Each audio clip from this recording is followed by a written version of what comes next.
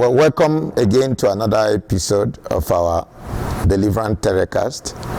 This is your host, Dr. Ozo. Today we want to talk about eating in the dream. Food, drinks, injections, snacks in the dream. And in deliverance, food is very, very powerful. And don't forget that we are in trouble today, talking from the garden of Adam and Eve, because of the food they ate. In fact, it looks so simple, but food is very, very powerful. It's a tool for covenant, it's a tool for contact and contamination, it's a tool or vehicle to transport illness, disease, foreign body, and it can even weaken your prayer life. And I want to read something from the scripture for you to understand that food is very, very powerful spiritual enemy. It's not just physical, it has spiritual implications.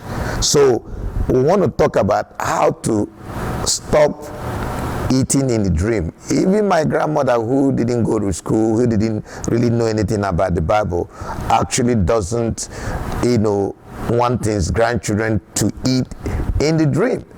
I know a lot of time grace covers us, God protects us, but in deliverance we take care of everything, because this is very, very important and it's very, very common in the dream. The person that is eating in the dream is not really your physical body. It's your spirit, the real you, the you in you that makes who you are, the spark of your destiny, your innermost being, the hidden man of the heart. So your spirit is the real you. That person you see in the dream eating is the real you. It's not this body.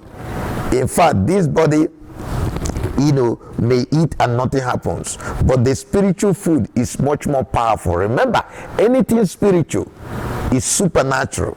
Anything spiritual is greater, higher, much more powerful, and much more permanent than the natural or the physical. So the dream is the real world. This word is the carbon copy, is the opposite. Now, I want to read something from the scripture from King James Version. I'm reading from 1 Corinthians 10:21. He said, "You cannot drink the cup of the Lord and the cup of devils. You cannot be partakers of the Lord's table and of the table of devils." It then means that just like we come and partake in God's Holy Communion, we call it holy because it's a sacred food. It's food that is set apart. It's food that is special. It's not just church dinner or lunch or snack. It's special.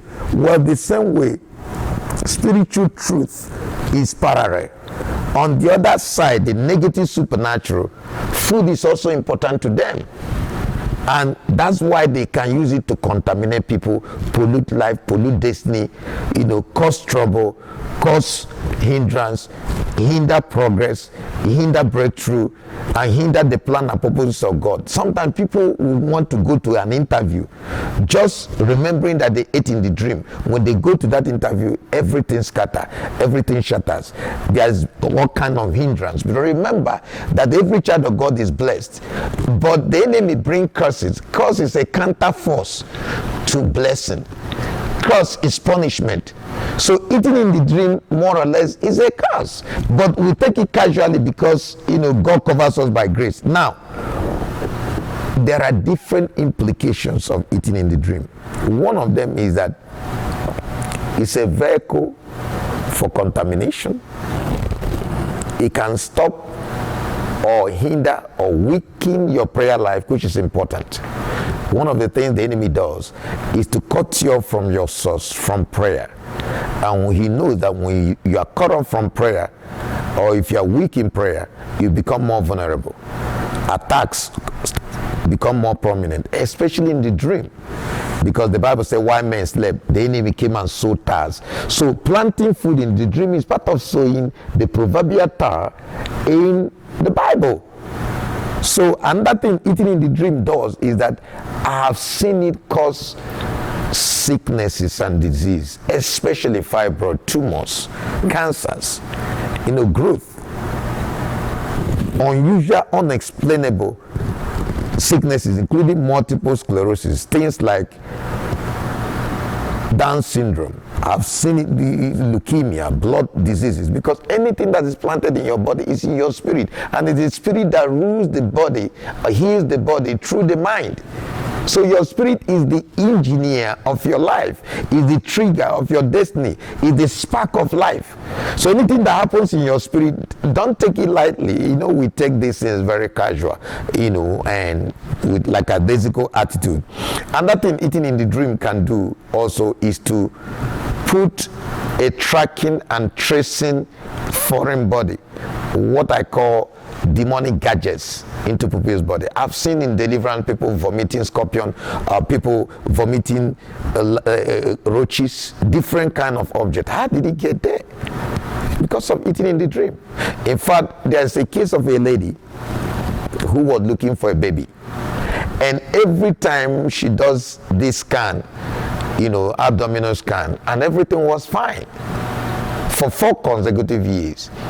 So one day she woke up from dream and told the husband, say, honey, I just ate in the dream. Do you know she went for her checkup that day?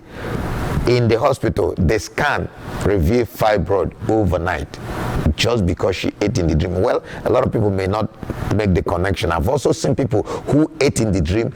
In the morning, they started getting sick, they started vomiting, and one of them even died. So grace of God is amazing, but we are tackling this in deliverance because just like we take Holy Communion, which protects us, which prevents disease, which heals illnesses, which even breaks bondages, removes the hand or plan of the enemy, and flush things out, that is not of God, and renews our covenant with God, because everything we have with God is based on the blood and the broken body, which is the word.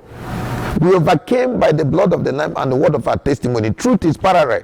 So if you partake according to this scripture in the table of the enemy, just like we come to the table of the Lord, these demons are called spiritual caterers. They are called demonic chefs. Sometimes they are called demonic feeders. And they all come from the table of the enemy.